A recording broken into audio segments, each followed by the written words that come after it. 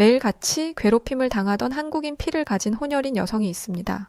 이 여성의 어머니는 이 일을 알고 난 뒤 자신의 딸이 다니던 학교에서 믿기 힘든 엄청난 일들을 해버렸고, 그것도 모자라 딸에게 짐을 싸라며 재촉하기 시작하는데요. 대체 무슨 일이 있었길래 먼 나라 벨기에에서 이 소동이 났던 것일까요? 안녕하세요. 저는 벨기에 브뤼셀에 사는 로라 반데르베케라고 합니다. 제 가족은 조금 특이한데요. 제 아빠는 백인이고 엄마는 아시아계 여성이에요.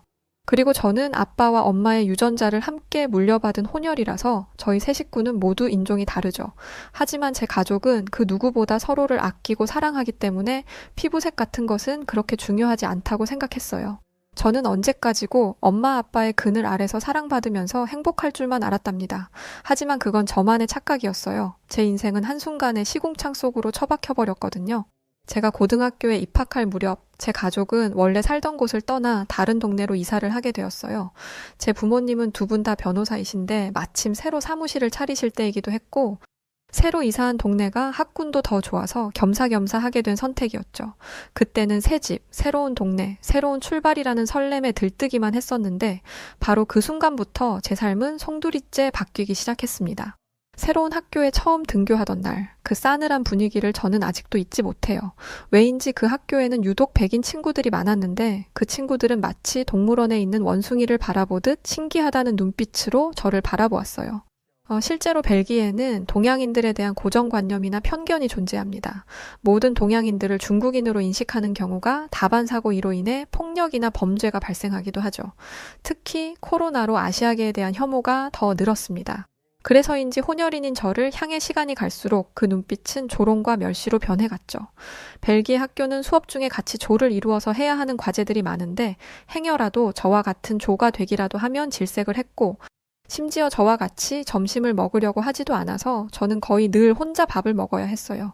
백인 친구들이 저를 따돌리는 이유는 그들과 다른 동양계 혼혈인이기 때문이었는데, 저는 제가 그런 말도 안 되는 이유로 이렇게 고통받아야 한다는 것이 정말 황당하고 어이가 없었죠. 처음 따돌림을 당하기 시작했을 때는 너무 힘들어서 부모님께 말씀드릴까 하는 고민을 수도 없이 많이 했었습니다.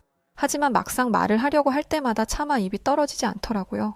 제가 피부색 때문에 학교에서 괴롭힘을 당한다는 것을 알게 되면 엄마가 자신이 한국인 피를 물려준 탓이라며 자책하실 것 같았거든요. 결국 저는 입을 꾹 다물 수밖에 없었습니다. 하지만 부모님은 하루가 다르게 시들어가는 저를 보며 무언가 잘못되고 있다는 것을 직감하셨고, 몇 번의 추궁 끝에 저는 따돌림 당하고 있다는 사실을 털어놓게 되었어요. 제 이야기를 들은 부모님은 충격을 받아 한동안 말을 하지 못하셨고, 잠시 후 저를 품에 끌어안으시며 눈물을 흘리셨어요. 그러면서 그동안 말도 못하고 혼자서 얼마나 힘들었니? 이제부터는 엄마 아빠가 다 알아서 할게 라는 말도 덧붙이셨죠. 저희 엄마는 한국에서 태어난 한국인이셨어요. 제가 따돌림과 괴롭힘을 당한다는 사실을 알자 엄마는 그냥 잊지 않으셨습니다. 다음 날 엄마는 저와 함께 학교에 찾아가서 이 학교에서 일어난 인종차별 문제에 대해서 당장 조치를 취하지 않으면 정식으로 학교를 고소하겠다고 엄포를 놓으셨어요. 그 순간 학교는 발칵 뒤집어졌고, 그동안 저를 괴롭혀온 백인 친구들은 물론 그 친구들의 부모님들까지 모두 학교에 불려와 모두 제게 사과를 해야 했죠. 우리 엄마는 무척이나 강했어요. 어디서도 주눅들지 않으셨고 학교를 뒤흔들었습니다. 물론 일은 거기서 끝나지 않았어요. 저를 가장 심하게 괴롭힌 학생은 퇴학을 당했고, 나머지 학생들은 생활기록부에 인종차별을 했다는 기록이 남게 되었죠. 이럴 수 있는 게 정말 어렵습니다. 근데 우리 엄마는 이걸 해냈죠. 이 정도면 꽤나 통쾌하게 복수를 해준 것인데 왜인지 저는 쉽게 괜찮아지지 않았어요. 밥도 잘 넘어가지 않았고 잠도 잘 오지 않았죠. 거울을 볼 때마다 다른 벨기에 친구들과는 다른 제 모습이 눈에 들어와서 자꾸만 우울해지고 괜히 모든 게 다 원망스럽고 공평하지 않다고 여겨졌어요. 아무도 이런 제 마음을 이해하지 못할 것 같았고, 저는 점점 더 우울함에 빠져들게 되었습니다. 설상가상 집에만 틀어박혀 지내다 보니 성격도 소심해지고 악순환이 거듭되며 저는 예전에 명랑하고 긍정적이던 제 자신을 완전히 잃어버리게 되었어요. 그 모습을 지켜보던 엄마는 시리에 빠진 저에게 어떤 음악을 들어보라고 추천해 주셨어요. 그건 한국의 락 가수가 만든 노래였는데 그 안에는 희망과 용기를 주는 가사가 담겨 있었죠. 그 노래는 꼭 저를 위로해주는 것만 같았고, 그날 이후 저는 매일같이 그 락 가수의 노래를 들으며 지냈어요. 그러자 신기하게도 이 상황을 극복할 수 있을 것 같다는 용기가 생기기 시작하더라고요. 엄마가 들려준 음악은 한국 락 가수인 윤도현의 흰 수염 고래였어요. 조금씩 예전의 모습을 찾아가는 저를 보며 부모님은 뛸 듯이 기뻐하셨죠. 그런데 어느 순간부터 두 분이 저 모르게 뭔가를 비밀리에 계획 중이신 것 같더라고요. 두 분이서 대화 중이시다가도 저만 가까이 오면 대화를 딱 멈추시는 게 굉장히 수상했죠. 그렇게 궁금증이 커져가던 어느 날, 저는 부모님이 감춰둔 놀라운 비밀을 알게 되었어요. 부모님이 준비한 깜짝 선물은 한국행 비행기 티켓이었답니다. 그동안 케이팝의 긍정적인 영향을 받아 건강해진 저를 보면서 부모님은 더할 나위 없는 기쁨을 느끼셨고, 이번 기회에 가족끼리 엄마의 조국, 그리고 그 피를 물려받은 저의 정체성도 배우고 한국인에 대한 자부심을 갖게 하기 위해서 한국에 일주일 정도 여행을 다녀오자는 결심을 하신 것이었죠.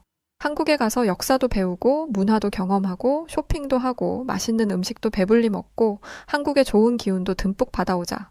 그리고 다녀온 뒤에 다시 한번 엄마와 대화하자꾸나? 부모님은 그렇게 말씀하시며 미소를 지어 보이셨어요. 아마 제가 한국 여행 계획을 들으면 분명 좋아할 거라고 생각하셨겠죠. 네, 솔직히 좋았습니다. 하지만 동시에 불안하기도 했어요. 저는 따돌림을 당했던 아픈 기억을 많이 떨쳐내기는 했지만 그래도 아직 다른 사람들의 시선이 마냥 편하지는 않았거든요. 게다가 한국은 엄마의 고향이기도 하지만 저에게는 낯선 나라에 불과했으니까요. 혹시 한국도 인종차별이 있지는 않을지 걱정이 되었죠. 제가 한국 피를 가지긴 했어도 완벽한 한국인의 모습은 아니었으니까요. 그렇다고 완벽한 유럽인 모습도 아니었고 말이죠. 그냥 애매한 혼혈인이었으니까요. 며칠 뒤 저는 한국행 비행기에 탑승해 두근거리는 심장을 부여잡고 있었죠.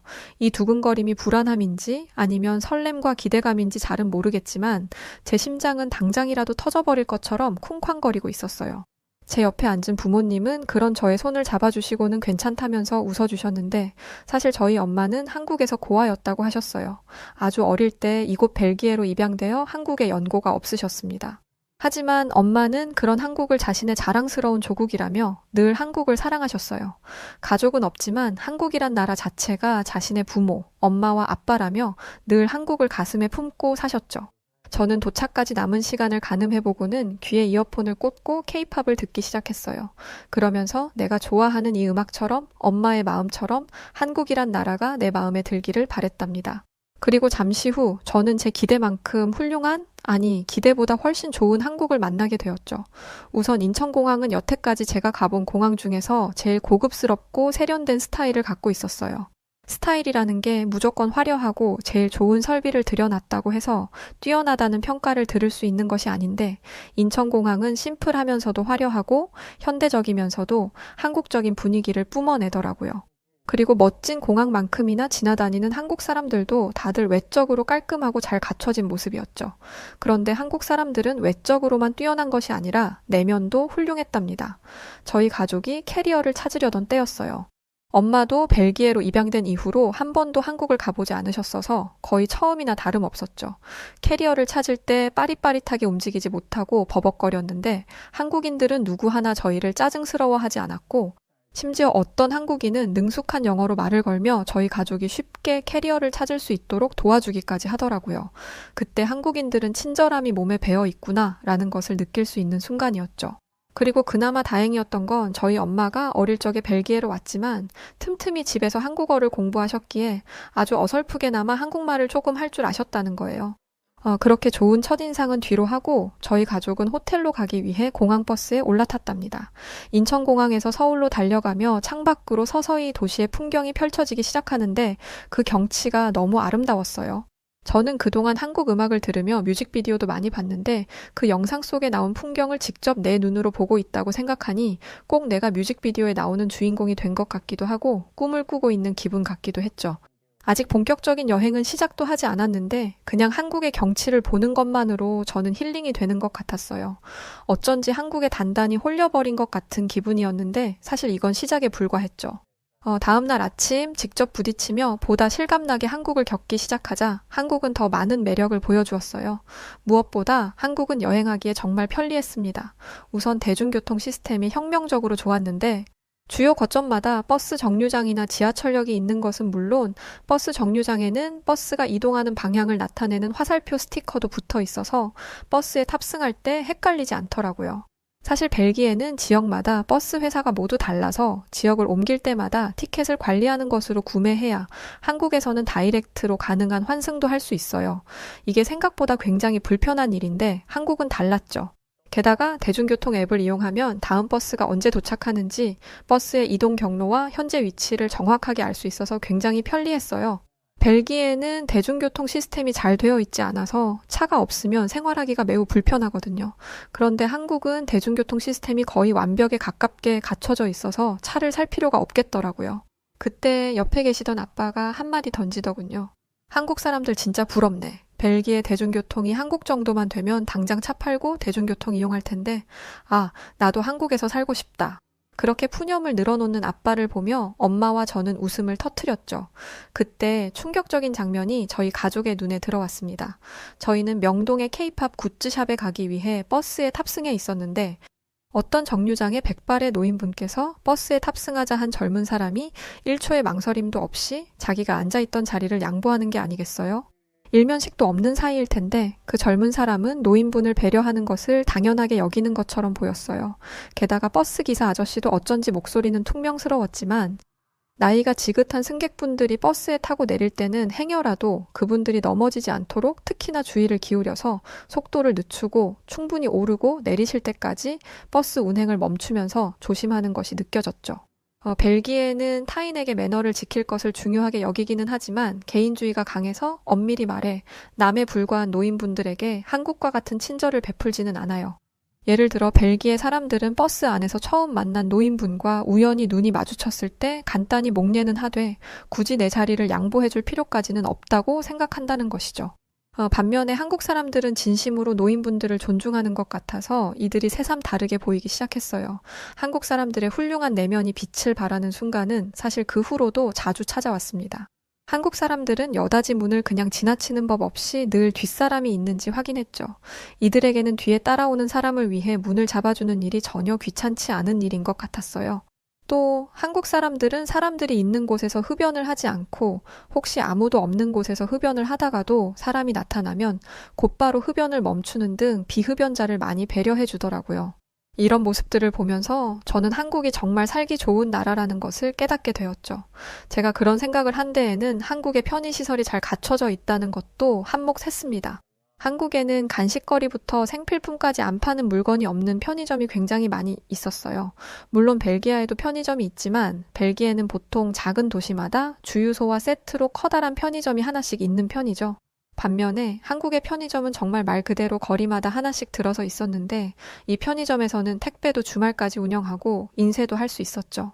이렇게 각종 유용한 기능을 갖춘 곳이 24시간 운영되고 있었기 때문에 한국인들은 시간에 얽매이지 않고 자신의 욕구를 충족시킬 수 있었고 거기에 더해 편의점이 밤까지 환하게 불을 밝히고 있으니 사람들이 비교적 안전하게 밤거리를 다닐 수도 있겠더라고요. 실제로 한국은 전 세계에서 손꼽히게 우수한 치안을 자랑하는 안전한 나라였고 그 덕에 저는 부모님과 함께 모처럼 편안하고 즐거운 저녁 시간을 보낼 수 있었습니다. 벨기에는 경찰의 공권력이 그 어느 나라보다 강력한 편임에도 불구하고 범죄율은 대단히 높아요. 사건, 사고도 빈번하게 일어나고 갱들도 활개를 치고 다니기 때문에 밤에 돌아다닐 때는 상당한 주의를 기울여야 하죠. 그에 반해 한국의 밤은 너무 평화로워서 마치 다른 세상 같았어요. 그리고 잠시 후 저녁 식사를 하며 저는 또 다른 신세계를 맛보게 되었답니다. 저희 가족이 고른 메뉴는 삼겹살이었어요. 한국 드라마를 보면 꼭 빠지지 않고 등장하는 음식이 삼겹살이더라고요. 보기에는 그냥 평범한 돼지 고기구이 같은데 무슨 특별한 맛이 나길래 저렇게들 좋아하는 것인지 궁금했고 오늘 드디어 그 맛을 보게 된 것이죠. 삼겹살 3인분을 주문한 후 조금 기다리고 있을 때였어요. 사장님이 접시에 음식들을 담아서 잔뜩 깔아주시는 게 아니겠어요? 아빠는 깜짝 놀라서 혹시 주문이 잘못 들어갔나 하고 얼른 번역기를 켜서 우리는 이것들은 시키지 않았어요 하고 말했죠. 그러자 옆에 있던 엄마가 재미있다는 듯 웃으시더니 이건 기본 반찬이라며 괜찮다고 했죠. 아빠도 그렇고 저도 그렇고 이 많은 음식들이 전부 공짜라는 말에 기절할 정도로 놀라서 그게 정말이냐고 엄마에게 몇 번이나 되물었죠.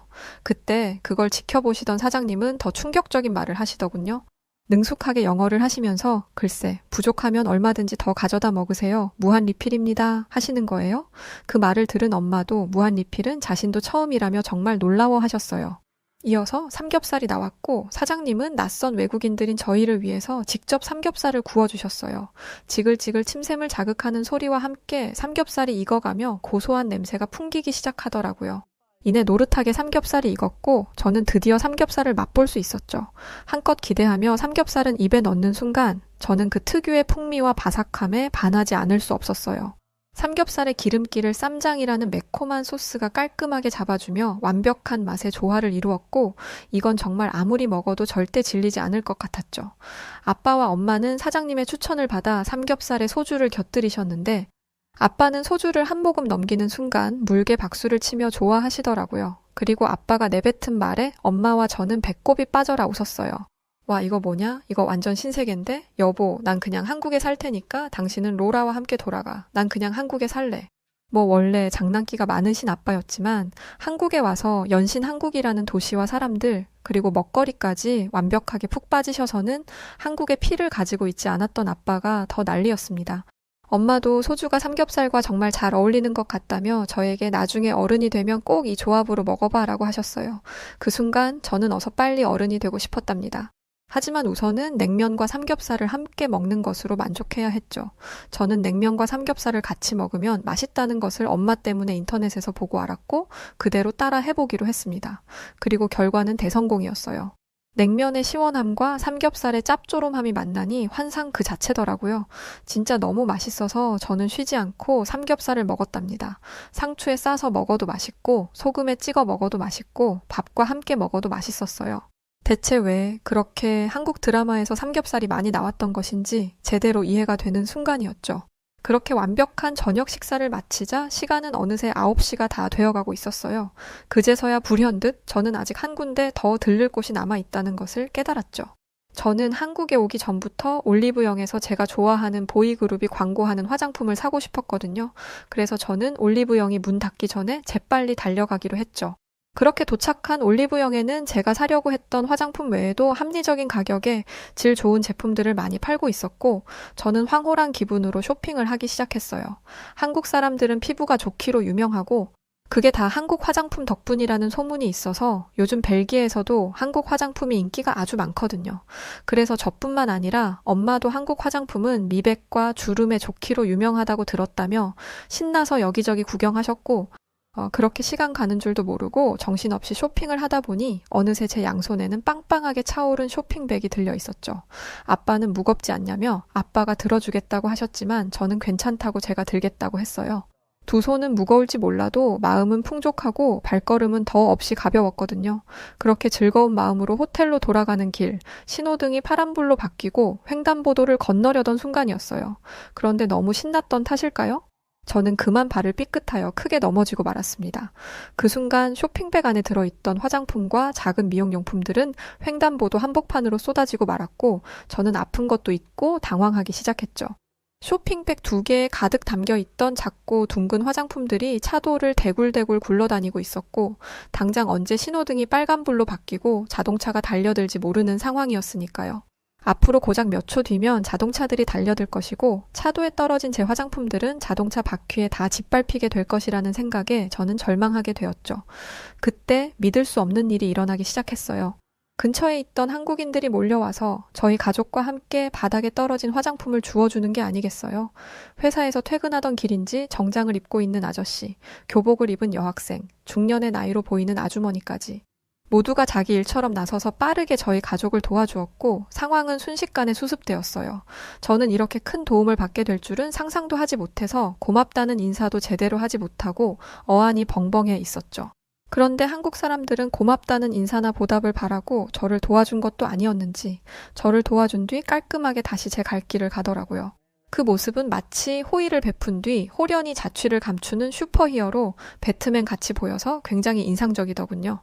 호텔로 돌아오며 저는 부모님과 만약 지금과 똑같은 상황이 벨기에에서 벌어졌다면 어떤 일이 벌어졌을까 이야기해보았어요.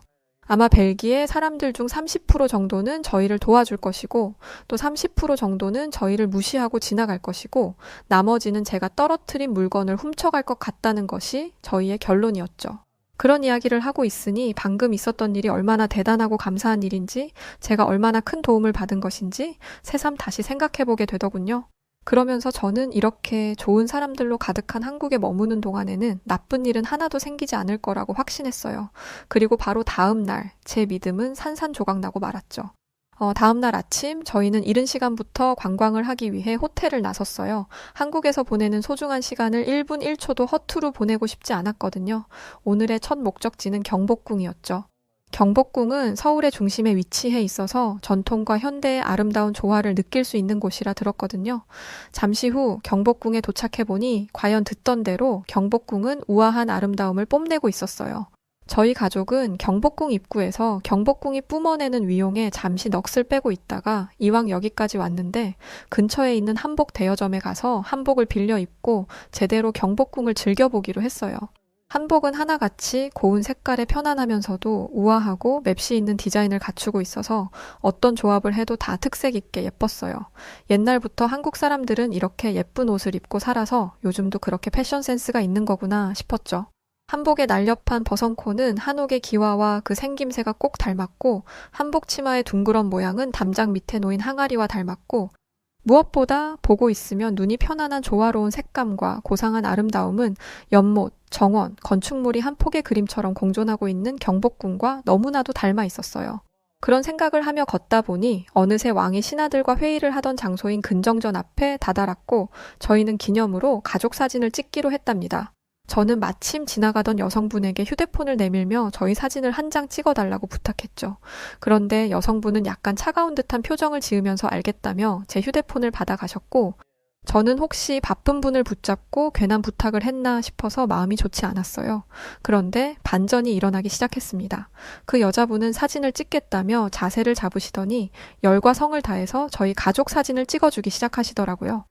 제 생각에는 이만하면 충분할 것 같은데 그 여자분은 한 번만 다시 찍자며 계속해서 셔터를 누르셨죠. 결국 저희 가족은 여러 번 포즈를 바꿔가며 수십 장의 사진을 찍어야 했고 촬영이 끝난 뒤 결과물을 확인했을 때 기절할 정도로 놀라게 되었답니다. 카메라 안에 정말 너무 예쁜 저희 가족의 모습이 담겨 있었거든요. 사진을 보며 저희 가족이 기뻐하자 그 여자분은 만족해 하시며 떠나시더라고요. 아니 그냥 지나던 한국인 여성분께 부탁한 건데 저희 가족은 무슨 사진 작가분이신 줄 알았습니다. 어쩌면 사진을 그렇게 잘 찍는지 말이죠. 경복궁에서 좋은 시간을 보내고 다시 식사를 해야 하는 시간, 어제 먹었던 삼겹살의 감동을 아직 잊을 수 없다는 결론을 내렸고 다시 한번 그 삼겹살집에 가기로 했답니다. 그리고 바로 그곳에서 생각지도 못한 사건이 터졌어요. 물론 처음에는 모든 것이 순조로웠죠. 저희를 알아본 사장님은 친절하게 저희를 맞아주셨고 저희는 기분 좋게 가게 안으로 들어갔어요. 안쪽에 자리를 잡은 뒤 저희는 어제 먹었던 대로 삼겹살 3인분을 주문하고 즐거운 마음으로 기다렸죠. 잠시 후 부모님은 음식이 나오기 전에 얼른 화장실에 다녀온다고 하셨고 그렇게 저는 혼자 자리에 앉아 있었어요. 그런데 그때 옆자리에서 낄낄거리며 저를 비웃는 듯한 소리가 들려오더라고요. 이상한 느낌의 옆을 바라보니 제 옆자리에 앉은 20대로 보이는 젊은 커플과 눈이 마주쳤어요. 그 커플의 테이블 위에 빈 술병이 가득한 것을 보니 그들은 이미 만취한 상태인 것 같았죠. 저는 취한 사람들과 상대하고 싶지 않아서 고개를 돌렸는데 다시 한번 옆자리에서 기분 나쁜 말이 들려오기 시작했어요. 영어도 한국말도 아닌 이상한 말이었지만 충분히 저를 욕하고 있음이 느껴졌죠. 그들의 대화 속에서 저는 타이완, 대만 등의 국가 단어들과 어감만으로도 저에게 무슨 말을 하는지 이해할 수 있었죠. 저는 여태까지 한국에서 좋은 사람들만 만났고 좋은 일들만 겪으면서 행복한 추억들을 쌓아오고 있었는데 그 순간 갑자기 그 모든 것들이 모래성처럼 다 무너지는 느낌이 들었고 엄청난 수치심에 얼굴이 다 화끈거렸어요. 그리고 바로 그때 갑자기 사장님이 나타났습니다. 그러더니 그 못된 커플들과 저 사이에 서시고는 이렇게 소리치기 시작했습니다. 왜 옆자리에 있는 손님에게 그런 무례한 말을 하고 그래요. 당장 이 가게에서 나가요. 술도 잔뜩 취해서는 정말. 이래서 중국인들은 받지 말았어야 했는데 라는 말이었죠.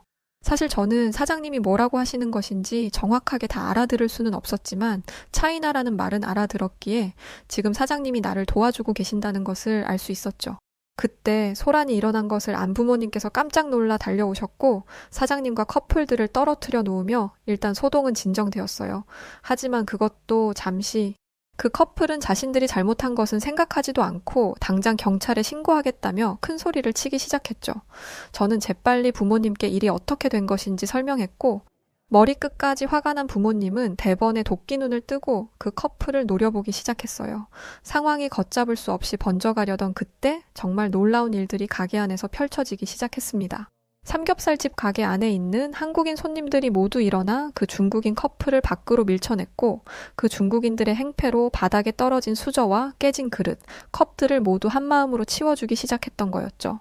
이 모습은 어제 제가 횡단보도에서 넘어지며 화장품을 도로에 쏟았을 때의 모습과 같은 모습이었어요. 장소를 불문하고 한국 사람들은 어려움에 처한 사람에게 누구 하나 불평 없이 도움을 주는 사람들이었습니다. 그리고 사장님은 저에게 미안함을 느끼고 계신 것 같더라고요. 본인 가게에서 이런 불쾌한 일을 겪게 해서 미안하다며 사장님은 저에게 거듭 사과를 하셨어요. 저는 그런 사장님을 보며 아까는 통쾌함을, 이번에는 위로를 느꼈죠.